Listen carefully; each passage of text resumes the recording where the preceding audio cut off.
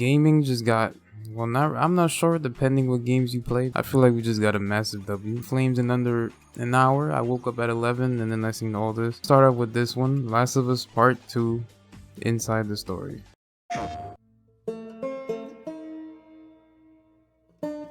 For The Last of Us Part 2, we're hoping to create a story that makes a commentary about the cycle of violence and how acts can beget other acts, and show all the different aspects that could come out of it. Not necessarily good or bad, just the different consequences of one's actions. I'm gonna find,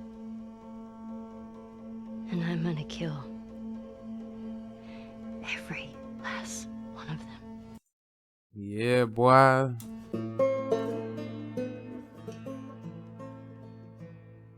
This is what we wanted. A lot of people say, why make a sequel to The Last of Us? I didn't even hear the full pitch of the game, but just like the outline of what Neil was wanting to do with this game, I realized, oh, this is something we have to make. This, this isn't even an option. There's absolutely more to do here. There's always the fear that, when you made something great and you're going to go back to it, you're going to mess it up. You're going to mess what made it so special. Yeah, don't you think half of the community is already on your ass about it? So the test for us was like, can we come up with a story that could, one, stand on its own and be meaningful and have weight? The same kind of feeling we had when we came up on the story for the first one.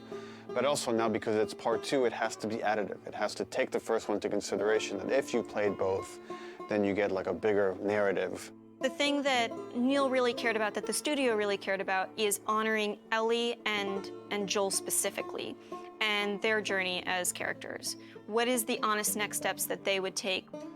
What are the truest moves that we could see them do? The Last of Us 2 expands on the first game, both in the relationship between Ellie and Joel, the relationships that we see Ellie having, and just the greater world that we're in, and we see more of it. It's a genre story about this infection that turns people into these crazy monster-like humanoids. The core of it is about these really intimate, intense relationships. At the start of the game, Ellie is 19. She's 19? So she was 14 in Last of Us 1, so 5 years passed. Not bad. I thought they would make it that she's like 20 something or wait, it says the beginning of the game. It's beginning of the game though. Let's see. living in a safe, secure community. We're coming in, 25 years after the outbreak. And you, as Ellie, live in Jackson, which is this kind of somewhat tranquil town in this really messed up reality. She has real community now. She has people who love and care for her, willing to sacrifice for her. Joel is also very settled down. He's now part of a town. He's no longer a smuggler. Actually, the town relies on this guy to... You can see that they elapsed time throughout the game because she's 19 and then she doesn't have the tattoo yet. So I'm guessing the Ellie that we see that's a savage and all that is when she's older, a little bit older. Is a very capable killer, and that's something these towns and this world need. Graphics, let me tell you. Let me tell you something. Jackson and Ellie are shaken by a violent event. It really changes Ellie's day-to-day life, and now just living is no longer enough. Like, there's these people that have good they didn't show it. And she wants retribution, and you as a player are going to want retribution for what these people have done. And then you go off on this journey that leads you to Seattle, where now you're like stuck in the city that has these warring factions, and they're both fighting over the spoils of Seattle, and you're stuck there in the middle looking for this very specific group that has wronged you. And that's the concept of the story. And then it takes you on all sorts of twists and turns in Naughty Dog fashion. Okay. There we go. That's why you don't listen to leaks. That's why you don't listen to leaks. All that bullshit, the game's about this, the game's about that. I mean, it might be what it's about from what we're seeing, but then again, now they're explaining it. So now people can get a further understanding of what it is, you know what I mean? Now I can't understand what they were talking about revenge and this and that. Now I understand. I thought it was like some other shit. And then, like, people on the internet just throwing ideas around. But now I understand. I know even within the studio, we've had a lot of like philosophical arguments about some of the events and what happens in the game, and I think in this one might be more divisive than the first game in a very kind of exciting way that I think it raises those interesting philosophical questions and asks the If Ellie players dies, to we interpret boycotting them. some of the material that's We're there right. and see where they stand on those questions. If Ellie dies in this game, we boycotting Naughty Dog. Hey, Tony Hawk's Pro Skater 1+2 announcement trailer. They're remastering Tony Hawk, my guy. That boy Tony, boy. Oh, they just put 1+2.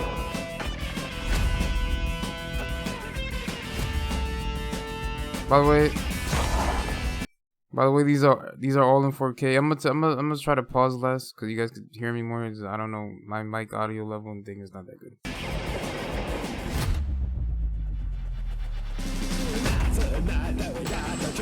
That boy Tony.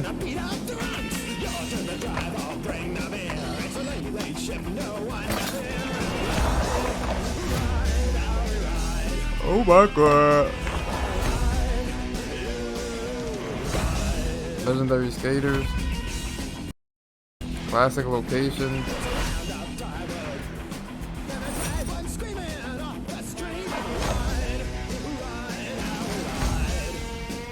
This is not coming out for PS4. Hell no.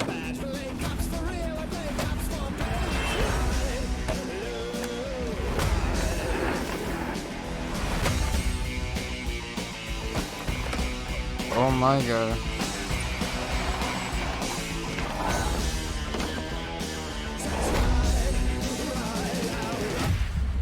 Ooh. That's Sony right there. September 4th, 2020. September 4th it comes out. Get your money ready, fellas. Right here, Mafia Trilogy official trailer teaser. I don't know why they did this. They should have just waited till, you know, they released the actual trailer with the date and when the game's coming out. But Mafia 1 remastered and 2, 3, no one. 3 is like that Peter Griffin meme where everybody put their hands. He's like, no, not you, not you. Roll the clip. No, not you. Mafia 3 is like that, bro. It's like, no, not you. Like, no, nobody, no. But 1 and 2, fire. I never really get to play 1 because it was a PS1 game. I wasn't really playing violent video games when PS1 and PS2 came out. The only really violent video games I played was GTA, but who's gonna play Mafia when GTA comes out? Everything I've done for my family. See, that's Mafia 1 right there. For the last 10 years, all I'd done was kill. I killed for my family. I killed anybody that got in my way. Family and who you're born with is who you die for. Facts. Mafia Trilogy.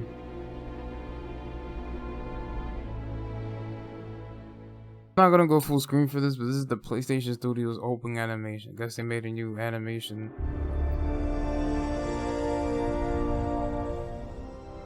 Pretty tough. All the good games from this gen, I guess. And then Bop. So I guess now they're called PlayStation Studios. Pretty tough. This video is titled PS5 Unreal Engine 5 Tech Demo. So PS5 games are gonna have Unreal Engine 5. That's tough.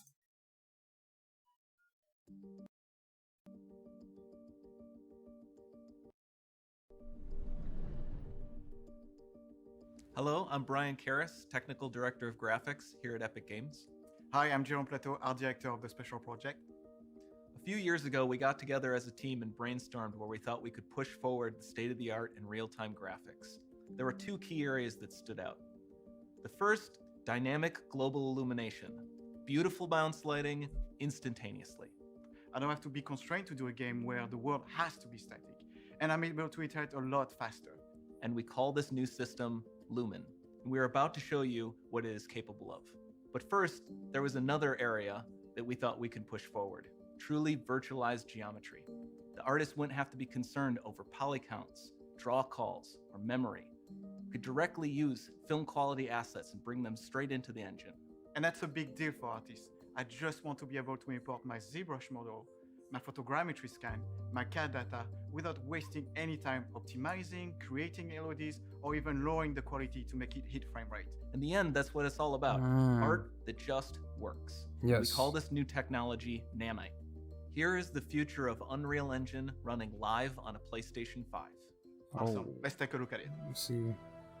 Wait, so is just specific games that are gonna have it, or PlayStation 5 in general? Let's see. Okay. Wait, that's the this is the PS5 game. Hold up. John Little Crispy. Before we continue, let's they got God rays. Take a look at some of the key features of this demo. Much of what you see was built with Yeah, look at the pixel lighting. scan assets, but instead of using the game versions, we use the cinematic versions, which would typically only be used in film. There are around 1 million triangles each, and thanks to virtual texturing, they all use 8K textures as well. Nanite can render an insane number of triangles very quickly. There are over 1 billion triangles of source geometry in each frame that Nanite crunches down losslessly to around 20 million drawn triangles. What does that many triangles look like? This isn't noise. These are the triangles, each a different color. Most are so small that they look like noise. Nanite achieves detail down to the pixel, which means triangles are often the size of pixels. This amount of geometric detail requires shadows to be pixel accurate as well, and Nanite can do that too. Speaking of lighting, This man all of the speaking lighting in Chinese this to demo is me. completely dynamic.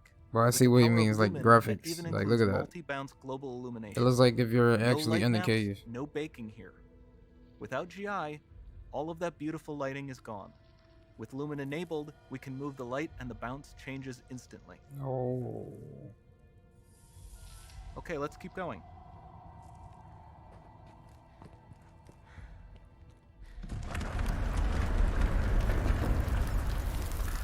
We've made some great additions to our audio system as well. Convolution reverb allows us to measure reverberation characteristics of real spaces, like actual caves that we sampled, and reproduce them in Yeah. virtual spaces. That did kind of sound Sound field realistic. rendering allows us to record and play back spatialized audio.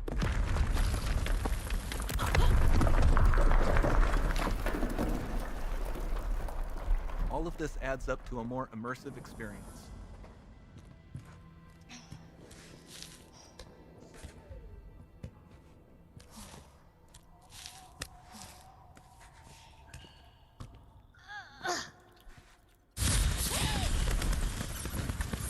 This swarm of bats was created with our Niagara effects system.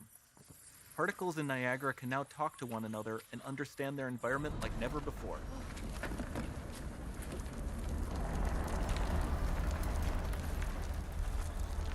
We've also added a ton of new functionality to run fluid simulations like you see in the water below.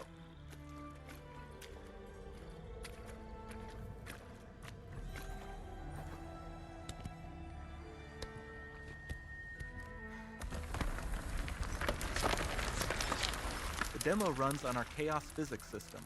Here we are using it to accurately simulate the rigid bodies of the falling rocks and the cloth of her scarf.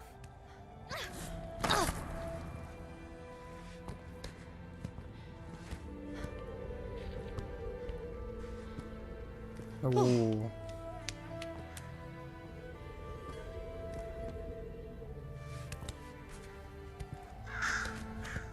Now that the environment is so complex, we've needed to greatly improve our animation systems to adapt. We've added predictive foot placement and motion warping, which dynamically modifies IK and body position to look more natural. For the Yeah, character to more it realistically does. interact with the environment, we've added the ability to trigger seamless contextual animation events, like her hand on the door. Looks promising.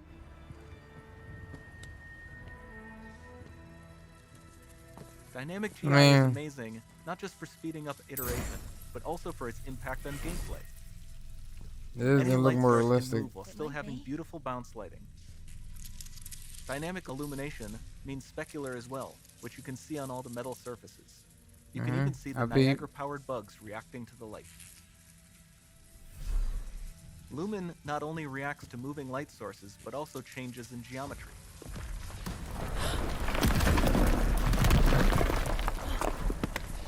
Single player games are gonna be fire. Remember we mentioned high poly assets? This statue was imported directly from ZBrush and is more than 33 million triangles. No baking of normal maps, no authored LODs.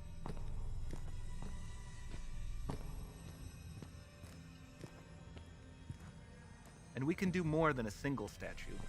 There are nearly 500 of that exact statue at the same detail level placed in this room for a total of over 16 billion triangles from statues alone. Damn. Over this entire demo, there are hundreds of billions of triangles. I guess the triangles is what they're using now instead of pixels. I don't know. I'm not a game designer. I wanted to do that, but I don't know what happened.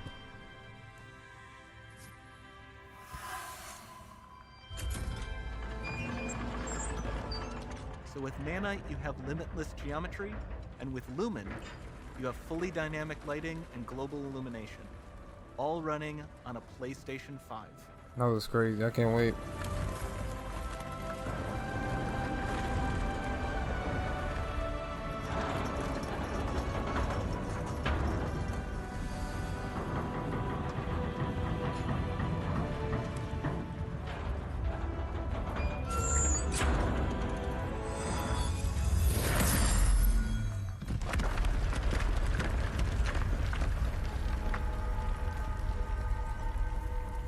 There's not much time left. What is this? Like an Uncharted? Strained to small rooms. It can stretch all the way to the horizon. Uncharted 5? The portal, it's open. This is Uncharted 5? Don't fail me now. Oh, she's what? She can fly?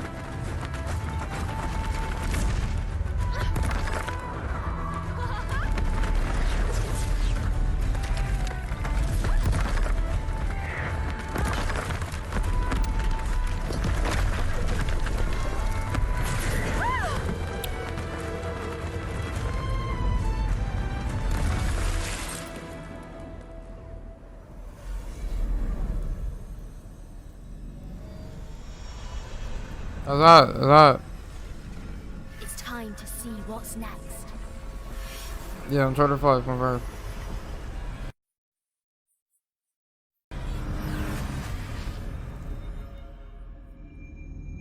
Unreal Engine 5 coming to your home theater soon.